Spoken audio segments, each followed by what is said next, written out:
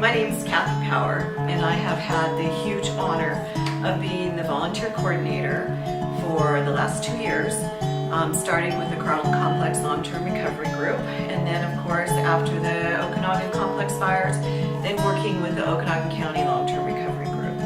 And it's been quite a ride. You know, we've had an amazing 2 years. So I'm going to just kind of take a little stroll down memory lane with a little bit of the work that we've done and show some of the pictures of some of the volunteer groups. Obviously, there's no way I can show you all of them or give them all the credit they're due. These amazing people have been one of the biggest blessings of my life. So we'll start out with the Restoration Hope team that came in. This slide that you may be looking at is with the Hope for Okanagan. And this team is amazing. They came over with heavy equipment and fencing teams and building teams, and we just get a lot done when these guys show up in town. So just to kind of go over the accomplishments for the last couple years, starting with January through December of last year, and this is for both the 2014 and the 2015 fire recovery efforts. We had over 96 volunteer groups that came in to help us this last year. The year before, we had 33 groups that came in to help us, all in varying sizes and varying stays and different projects that they worked on. So we had 182 volunteer teams. How that breaks out is out of the 96 volunteer groups, then of course they break into teams. And usually a team can be anywhere from 4 people to 12 people. It just depends on the project that we're working on. Then you break that down again, and that means 954 volunteers came to help us this last year. Now out of that 954, at least 854 of them came under my direct coordination efforts. So let's go back to 2015. In 2015, there were 33 groups that came, and I didn't break those teams out, but in all of that, there were 622 volunteers that came in all of 2015. And if you break that out, we had the MDS crews that I just kind of oversaw. I wasn't direct in coordinating their efforts. And we had a couple other groups that came in to help us with the fire relief efforts, the CDR crews and the Team Rubicon and the Southern Baptist that came in, that I just kind of stayed on the peripheral with, and that was about another 100. So as you can see, it has doubled, more than doubled, in our teams and crews and groups that came this last year to help us. It was an awesome year, very busy, but extremely awesome. We got a lot done. So volunteer hours last year were 44,552, and that was for all of 2016. So that's a total for the volunteers that came in. And what did we do? So we did a bunch of different things. One of the main projects that the volunteers worked on this last year were all the reconstruction projects. And what this is the homes we were building and the manufactured homes that we were installing. So it covers all of that. So in 2015, phase 1 was 11 homes that the volunteers built and installed 4 manufactured homes. In phase 2, we have 6 homes that we are under construction with right now. One of them completed and the certificate of occupancy done, and the person is living there and she's very happy.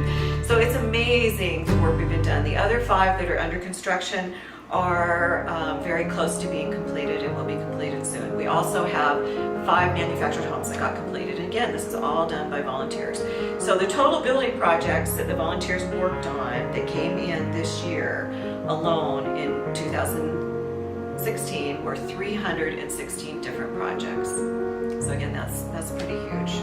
It was amazing. We start with digging the foundation. The heavy equipment comes in, and this year the Bethel Church Restoration Hope teams brought in the bulldozers and the excavators and the mini excavators and the skidsters, and they did all of the leveling for us for all our homes except for 2, and they were just awesome. So once that's done, then we're ready to form up the foundations and pour, and again, these are done mostly by volunteer teams. We did a couple contractors on this, but again, mostly volunteers. And then we've got the volunteer teams that come in and start building the floor. And this year, North Creek Presbyterian Church out of Mill Creek, Washington was hugely instrumental in doing these dry-ins for us. as well as the MDS crews did 2 of them this year too. So again, these are all volunteer teams. The North Creek team builds the walls over in Mill Creek and then brings them over on a trailer and set them up. These guys are awesome to watch. So once we get the floor down, then of course the walls go up. So, which is absolutely awesome. And once the walls are up, then the trusses go up. And then we've got to find someone to roof it. The really wonderful thing about most of these volunteers is most of them are retired and they come over because they have lots of free time and lots of experience and skills to share with us. But most of them don't want to get on the roof. So we have issues sometimes with the roofing. In this slide that I'm looking at right now where it says trusses on, this home, this is a really good example of that. We couldn't find anybody to put the roof on. So we just kept moving forward with the house. So this house was sided, painted, windows and doors, and everything was on before the roof. So it's kind of a fun one. It shows you the dynamics and the challenges that Barry and I worked so closely together when we were bringing teams in. We had teams coming in that had skills in this, this, and this. We had houses that were here, here, and here. And putting those together, it was a constant puzzle of matching up these teams with projects that we had ready to go. And the teams were so patient with us. So with plumbing and electrical, again, we've got our amazing CPS crew, which is the crew that comes in from all over the country in Canada. And it is a young husband and wife and their children, and they're the leads on the team. And then 4 young men rotate in for 6 months at a time. And these are some of our main building teams. And usually they're under the guidance and doing apprenticeship with Terry Parsons, who is awesome. Terry and his wife Debbie have been here for 2 years, and Terry can do everything. This screen of Terry, he doesn't like having his picture taken, so this is Terry. He can do everything, and he's been awesome. And Debbie has been awesome. She does our book work for us. Yeah, we've been really, really lucky with these people. Then we have our sheetrock teams that come in, and we had several different teams that came in and did sheetrocking for us. We our mudding and taping teams. We had a lot of different volunteers that came and did mudding and taping for us. We also have our CPS crew now that does it exclusively for us. So we got some really great tools, and they're on stilts in this frame having a wonderful time doing all the taping and mudding. And we have a lot of different crews that come in. There's so many different groups that come to help us. And a lot of them will either do projects that they have skills in if it works out, or they'll just figure it out as they go, and that's the norm. These teams in this slide did our insulation. The guys in the Tyvek suits never had done floor insulation before, but they said, sure, we'll do it. So they did it. I don't know if they'll do it again. They were really happy to help us. It was really cool. And then this other team, the Brethren Ministry team, they did all of the blow-in insulation for the attics on all 5 of our houses under construction right now. And these guys were awesome. They did one a day, and it was just absolutely cool. North Creek was doing interiors for us. Once I got done doing all the dry-ins, then they started working on interiors. And again, we have these houses so close to completion right now because they came over and helped us with this project. So that's kind of the construction end of it. That's one thing I do, is work with Barry really closely, coordinate these teams that come in to do the construction of the homes and then manufactured housing for us. And then the other half of what I do is other projects. And these other projects are projects that the disaster case managers find working with their clients, our clients that need help in different things. It can be everything from the site cleanup after the fire, to fencing repair and replacement, to removing foundations, to the dirt work, to small building projects, to flood restoration, brush cleanup, hazardous tree removal. I mean, the list goes on and on. And that is a huge part of what I've done the last couple of years. Small building projects. So January of 2016, we had lots of snow last year, and it was difficult to get the crews onto the project sites. So we had all this lumber in the warehouse, and Rylan and I sat down and we chatted, and I said, well, Rylan, we've got this big warehouse for you guys to work in. We've got all this lumber. What can we build? And so we went over the list of things that people lost in the fires, and we decided to start with chicken coops. So Rylan came up with this amazing design for chicken coops, and this slide is one of those. He just created this chicken coops, and the guys built these, and then they started building storage sheds, and I think they built 6 or 8 chicken coops and at least 10 storage sheds. And so it was really a great project for them to work on. When it was snowing and blowing outside, they were in that warm warehouse making these amazing little buildings. The only requirement was that they had to fit on the trailer for delivery. So that was our size requirement. It worked really well. And then fencing. Fencing is absolutely huge this year. We had such a great success with our fencing program. What I did this year is most of the fencing crews were youth groups, not all of them, but most of them. And it was so awesome to watch these kids learn how to do fencing. And I would hook them up with the owners, and the owners would maybe hire someone or have a friend come and help guide these teams. And by the second day, these kids had it down, and they were getting miles of fencing done. So this program was an absolute huge success this year. There's a couple slides here of the different fencing crews. Again, all youth groups from as far away as California, all the way to Coeur d'Alene, from Mount Vernon. I mean, they came from all over, and these kids had a blast. It was absolutely awesome to watch what they did. Then we have our cleanup teams. We did quite a bit of cleanup this year. Whether it was usually it was from the 15 fire, we did some 14 fire cleanup as well.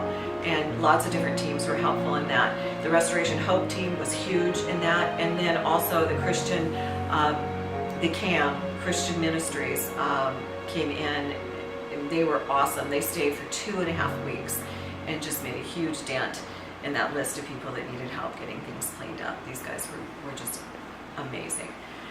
Then we had from Arizona, we had the Southwest Conference chainsaw team come in. And these guys are all retired, and they run chainsaws like nobody's business. And they were dropping trees all over the place, just getting them out of the way, all these danger trees. And this is a slide of them knocking a pretty good sized one over and on its way down. Those guys were really fun to work with as well. And then we have the warehouse, and this is a slide of the warehouse where we have all these donations, and everything was just in piles and in boxes.